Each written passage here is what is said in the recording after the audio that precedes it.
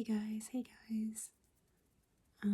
Welcome to my channel. If you've been here, welcome back. If not, I make bookish content, bookish ASMR content.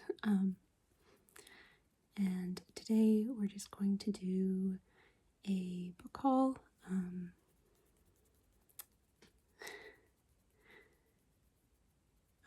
And I'll quickly update you on what I've read recently and what I'm currently reading. So without further ado, let's just get into it. So first off, I'll show you what I have recently read. And this also works as a book haul because I did just get this book in the mail. This is the Hymn to Dionysus by Natasha Pulley. This is the UK cover. The book I read was the US cover, which I have to say I prefer a little bit, but I still love this cover. It's really pretty. This is the Goldsboro edition. So it comes in this protective wrapping, and it is also signed and numbered. Let's see if I can show you. Yeah. So it's signed, and then I have copy 54. I think it's out of 200? 250, yeah. Copy 54 out of 250. I recently checked, and they do still have this copy on their site, so I do highly recommend it because I finished this book a couple days ago, and I gave it 5 out of 5 stars. I absolutely loved it. We follow a knight named, what is his name? Phaedrus? Hopefully I'm saying that right.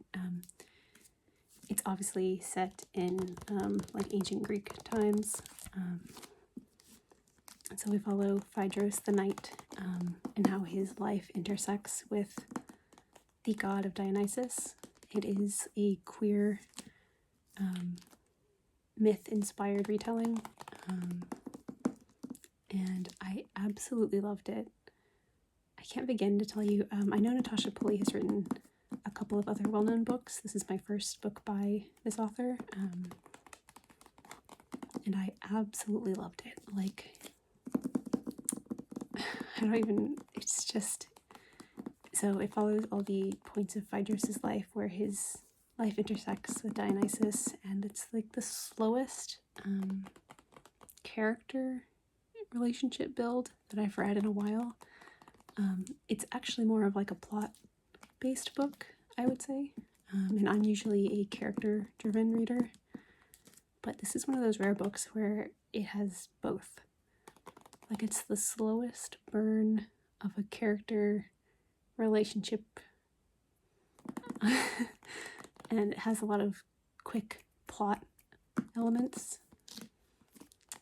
Sorry, I'm probably not describing this as well as I should be. It's just really, really good.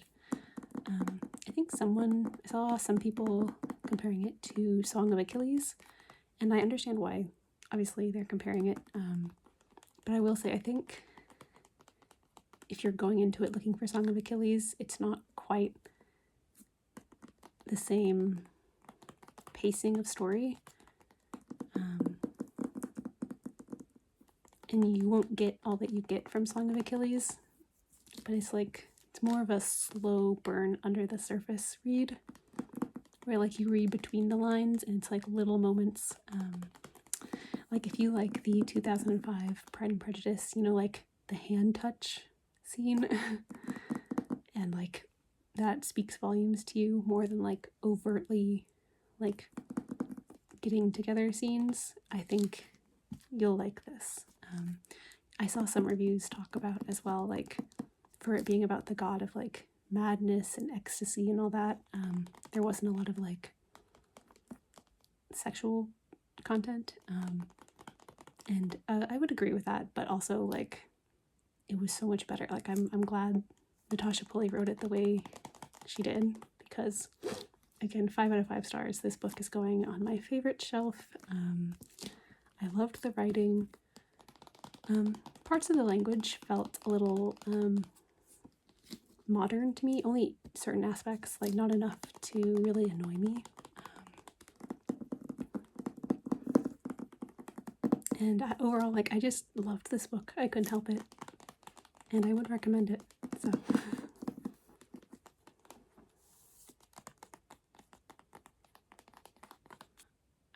I'll start off with books I got at the bookstore. So I went to Barnes & Noble, my hometown Barnes & Noble, the other day because I was visiting family. And I hadn't been back to like my childhood Barnes & Noble in a long time. And I just wanted to see, see it again. And so I wasn't really expecting to buy anything. But they had a lot of books in stock. Like, I loved their displays. And I saw this book while I was there. It's called The Wind Weaver by Julie Johnson. I think this is a romance fantasy. The little blurb on the back says, Magic and adventure swirl as a young woman reignites the embers of an ancient prophecy, unleashing a storm that could save her realm or doom them all.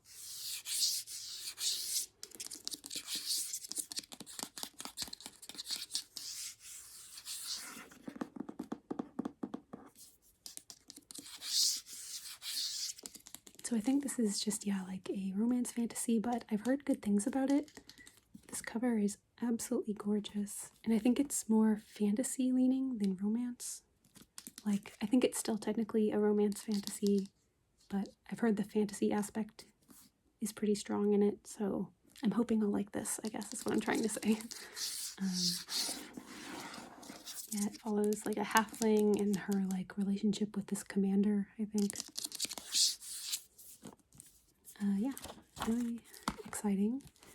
Another interesting thing about this book is that the cover is directly on the book. So like, this is not a dust jacket, it's just like printed on the book, which I know a lot of people like and prefer. Like, I've heard so many people say they would prefer to just have the cover on the book. I do think it's cool. I'm kind of ambivalent about it, but it does feel really nice.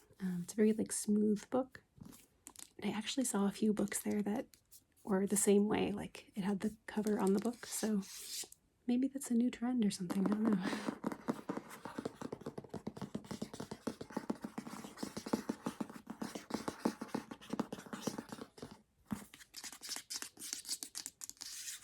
The Wind Weaver.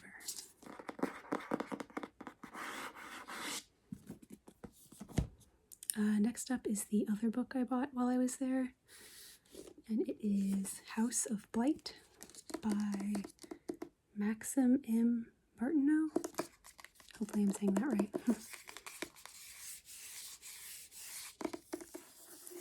This one I wasn't as sure about getting, but it was on my like TBR watch list. And I do really like this cover. I just realized both of these books have blurbs by Thea Kwanzin at the bottom, who's the author of the Hurricane Wars. So that's really interesting. I'm trying to remember what this one is about. Yeah, it's like a gothic tinged fantasy.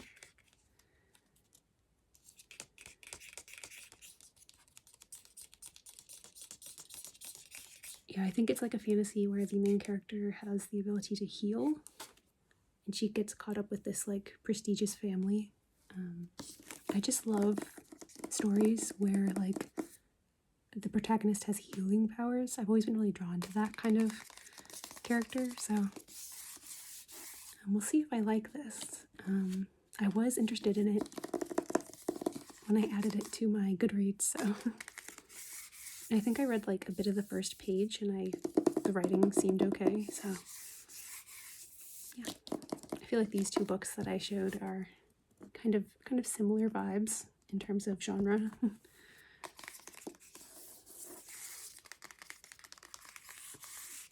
except for this one obviously does have a dust jacket.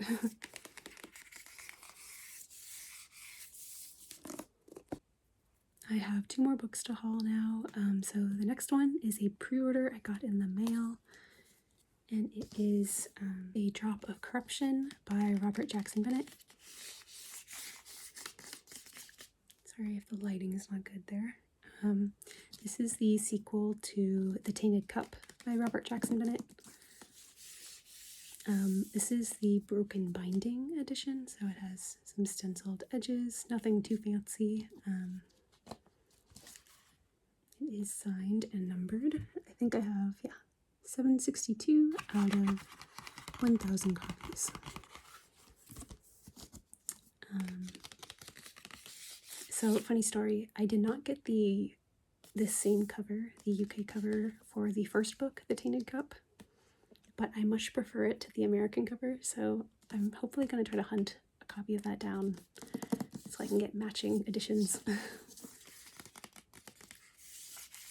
I do have the Foundryside trilogy by Robert Jackson Bennett. I have not read them yet, but I've heard only amazing things, so I did decide to go ahead and just pick up his next series that's coming out. So yeah, the first book is The Tainted Cup, and this is A Drop of Corruption. Fonda Lee describes this as a riveting murder mystery wrapped in a twisty conspiracy set in a vivid fantasy world terrorized by eldritch monsters. And that sounds great. So, I really like this cover.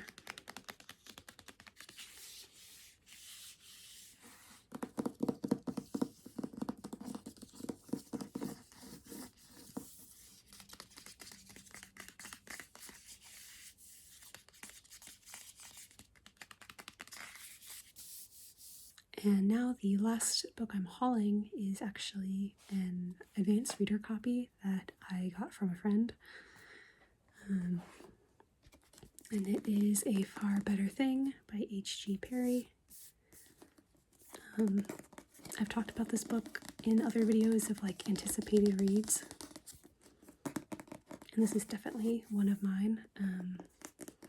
I have a few other books by H.G. Perry, but I have not read any yet. The reason I was so excited about this one is that, if you recognize it, A Far Better Thing is a reference to A Tale of Two Cities by Charles Dickens. I don't know why I was blanking there. And that's one of my 2 favorite classics of all time. It's Jane Eyre and A Tale of Two Cities. And not only is it a Tale of Two Cities reference, but it's also a Sydney Carton reference, which is a character from A Tale of Two Cities, and one of my favorite characters of all time.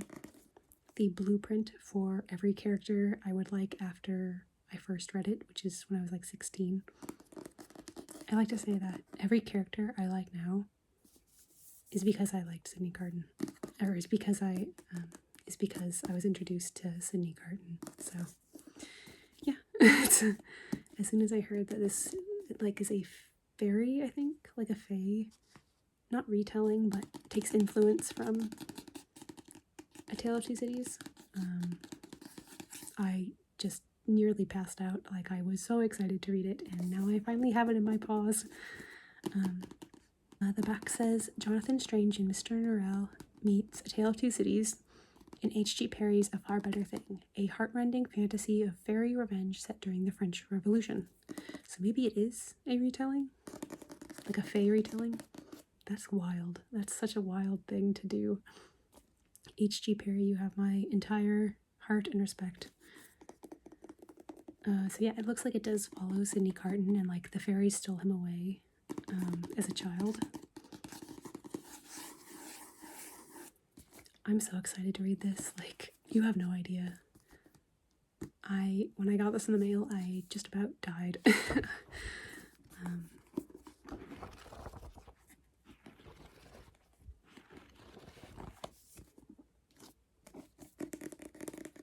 If you haven't read A Tale of Two Cities, I do recommend it. Yes, Dickens' writing is dense and he describes a lot, but it's worth it for the characters alone.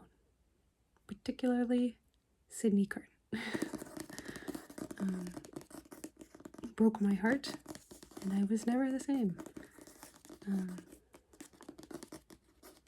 All of my, this is hyperbole, but I feel like all of my literary sorrows can be traced back to Sydney Carton.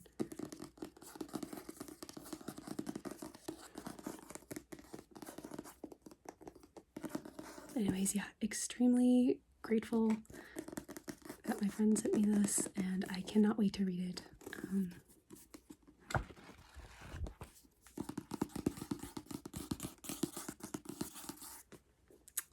And then last but not least, I was going to tell you what I'm currently reading. So this is another arc. I can't show it to you because I actually don't have the cover on the Kindle. But Laura Weymouth sent me the arc of her upcoming young adult fantasy book. It's Steel and Spellfire, and I'm so excited. As soon as I got the email about this, I freaked out. Laura Weymouth wrote The Light Between Worlds, which is a Narnia retelling that I really loved. It was a young adult fantasy, and I just felt so seen. It followed like two sisters, and it was so good. Like, if you're a Narnia kid, if you suffer from like depression and you like portal fantasy, I highly recommend it. It does have trigger warnings for like depression and, you know, related tags, so I would look those up, but it's really good. But anyways, Steel and Spellfire is her next young adult fantasy that's coming out this fall, I believe, and I requested an early copy and she sent one to me, so I'm just so over the moon. I've just started it, so I'm only like a couple pages in, but it seems like it's about like mages have to bind themselves to like a patron. It's set in like sort of a Regency era, like Bridgerton era, and if you're a mage with power, you have to bind yourself to like a wealthy patron who kind of controls your power, so that it's a way of like keeping mages in check so that like they can't do anything too dangerous.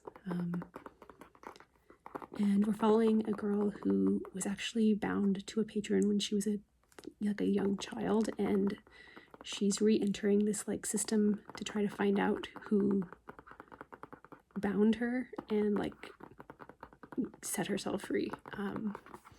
It does have like, I know it has like romance elements in it too, so I haven't reached that far, but I'm really liking it so far. I love her writing. So yeah, just thrilled to be reading this. And yeah, that is all for today. I'd love to know what you're reading. If you feel like subscribing, feel free to click it. You don't have to. No worries. No pressure. Just kind of lets me know. Also, like, if you like the video, it kind of lets me know like which ones you like and which ones you don't like as much. For instance, I usually do soft-spoken videos, but if you'd want me to try like whispering or something else, like, feel free to let me know. I do post bookish content though, so like that will be probably the genre.